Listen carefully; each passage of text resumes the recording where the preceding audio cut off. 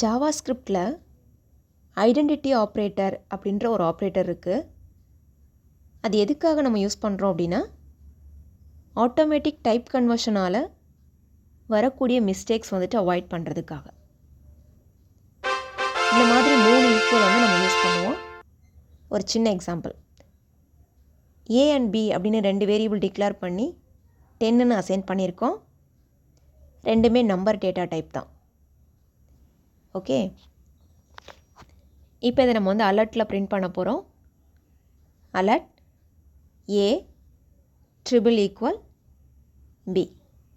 ஆக்சுவலாக இந்த triple equal use பண்ணும்போது நம்ம கொடுத்துருக்கக்கூடிய வேல்யூவும் டேட்டா டைப்பும் சேமாக இருக்கணும்.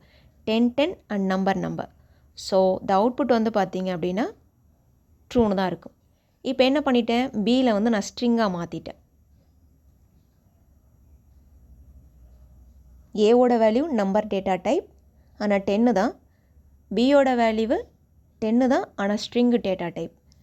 இப்போ நம்ம வந்து கம்பேர் பண்ணும்போது நமக்கு கிடைக்கக்கூடிய அவுட்புட் வந்துட்டு ஃபால்ஸ். ரொம்ப சிம்பிள்.